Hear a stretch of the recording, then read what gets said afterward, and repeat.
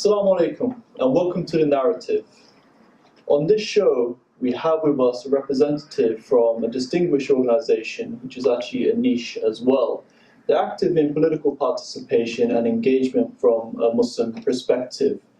So I'm very glad to welcome here on the show Yusuf Tai from iengage. Assalamu alaikum, brother. Wa alaikum assalam wa rahmatullahi wa barakatuh. How are you doing today? Alhamdulillah, not bad at all.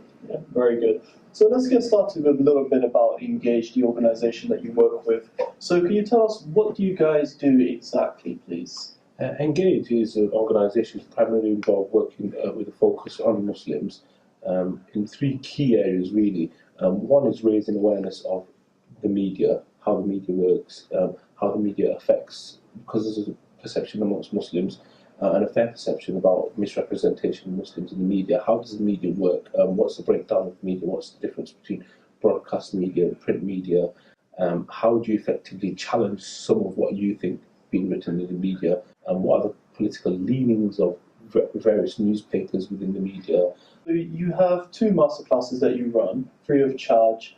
They have workshops that work on helping people to get involved in the political system or teaching about it. Can you tell us a bit about these, please? Yeah, these masterclasses are run free as part of our programme to get people more aware of how the media works and get them more politically active. Yeah. The masterclasses are quite intensive and look at the actual breakdown of some of the things that I've said. For example, how the media works. I've given you the example of that would be looked at in a masterclass in more detail of who are the regulators, what are the political leanings, who are the key guys writing about Muslims in the media, so some of the key journalists.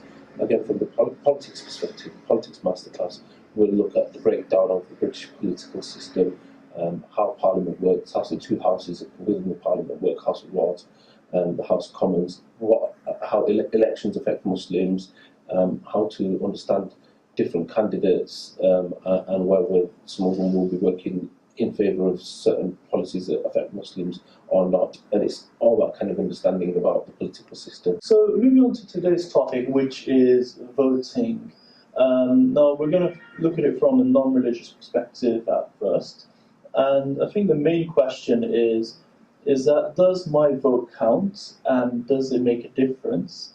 Because the polls are showing less and less people are voting today. So what is your view on this, Yusuf?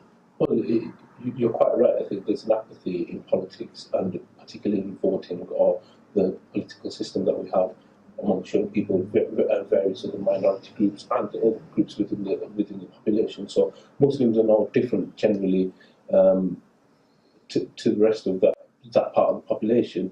For example, in the 2010 elections, I think less than 53% of Muslims never voted in that election. And considering some of the candidates standing and the areas where there were marginal seats involved, I think there would have been a significant difference had many of those Muslims voted. So it's really important, I guess, to vote, because by not voting, you're actually not opting out of the system of voting, because by not voting, you're actually allowing another voice who might not be much less representative of you to come in place. So if I give you the example of the 2009 European elections here in Greater Manchester, less people voted in the 2009 elections than did at the 2004 elections, and as a result of less people voting, the BNP came into the elections with less than 8% of the vote. The amount of people that actually voted for the BNP was lesser in 2009 than it was in 2004. Right. But because less people voted overall, it was an opportunity for someone with the kind of abhorrent views towards Muslims and the policies towards Muslims to come into power to represent us, despite so many of us not taking part in voting. Okay, so can you tell us, I think you've talked about this a little bit before as well, can you tell us about some of the process by which certain concepts, ideas, or even amendments to the law can come about?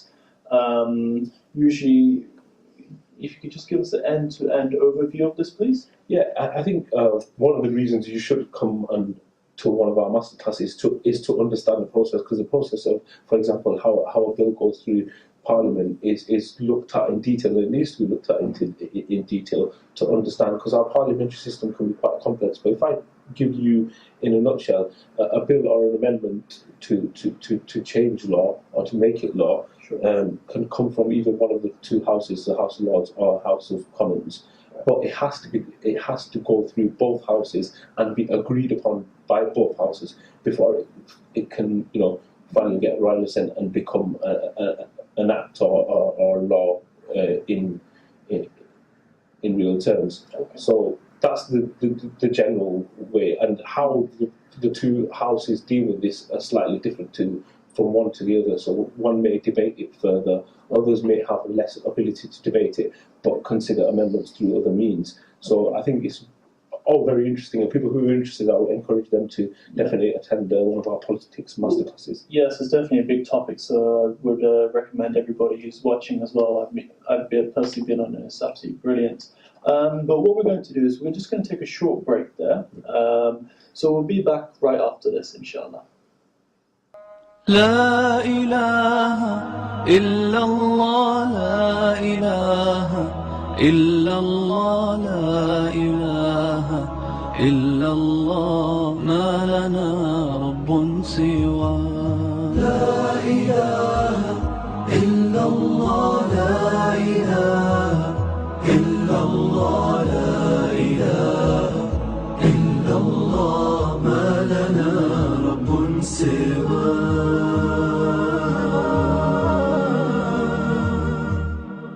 ربنا رب القلوب وهو علام الغيوب.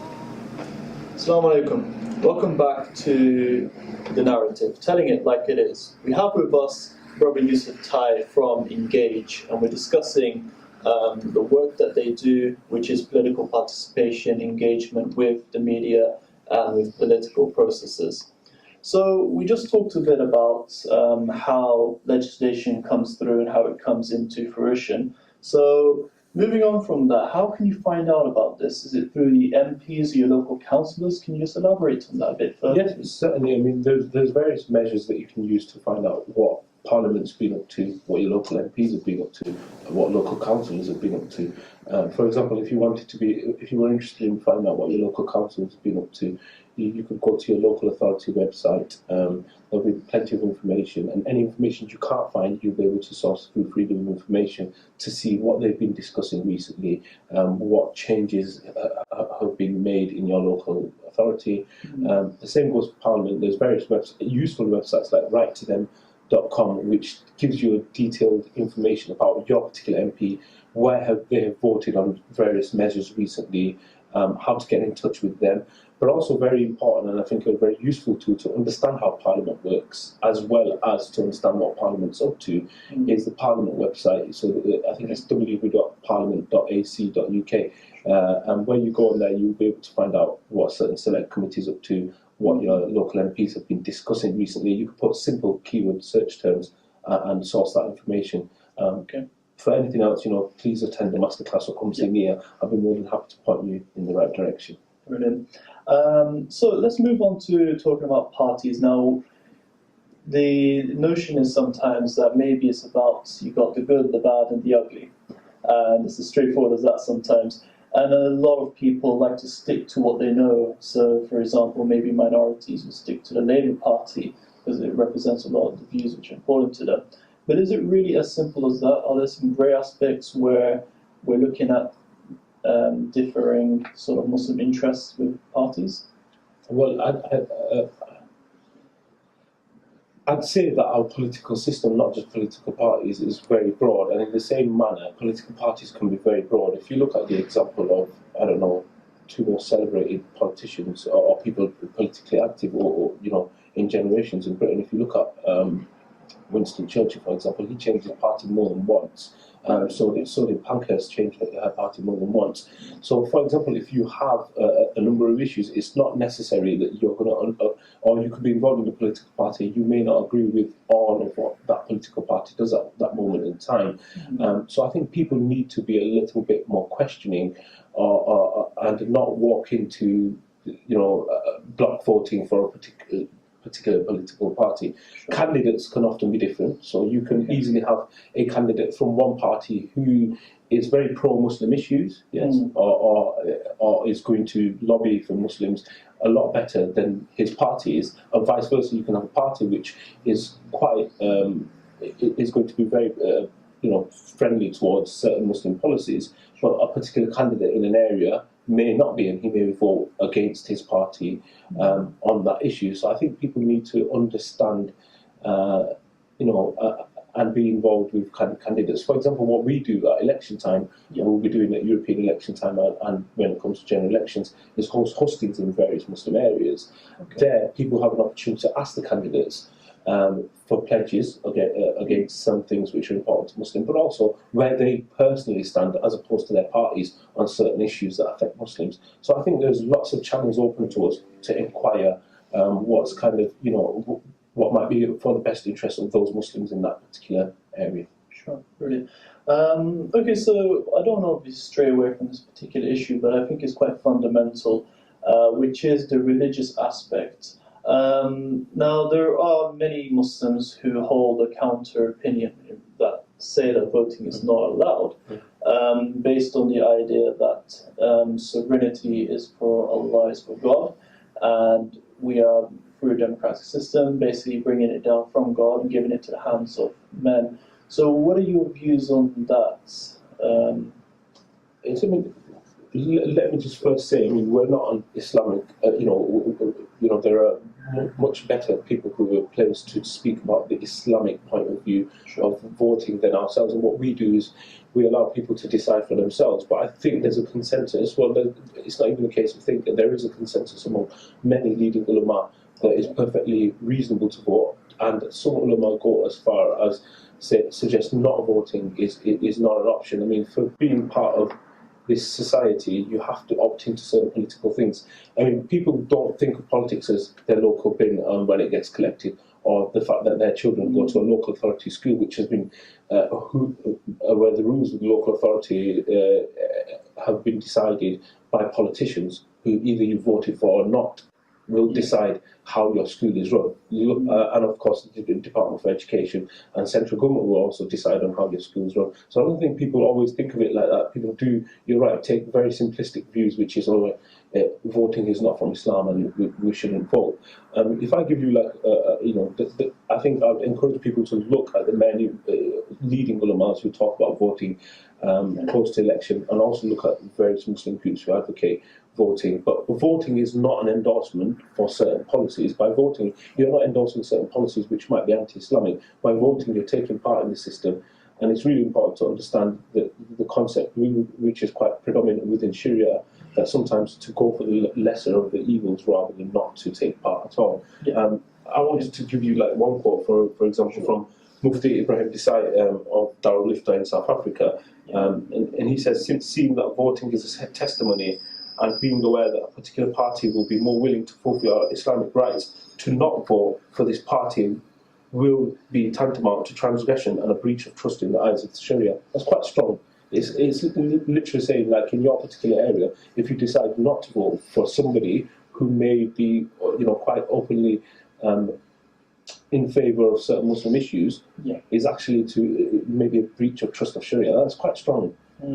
So I think people do need to contextualise this, and like I said, you'll find lots of leading ulama on all sides of the coin not necessarily say that by voting we're advocating that this is the perfect system for Muslims. It's actually by not voting you're giving voice to people who might be putting in policies which are going to affect the day-to-day lives of Muslims in this country.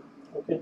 So there's one thing which is to go out and vote, and then there's also to become part of the political process. So do you think that Muslims need to start thinking on these lines and looking towards having a greater interest in governance, maybe?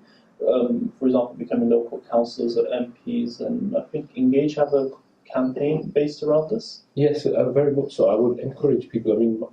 Alhamdulillah, we have many talented people in the second and third generation of Muslims in this country, and many have chosen to go into some fantastic fields, but we still have a lower level of representation in areas such as politics. And if you look at other minority groups, for example, the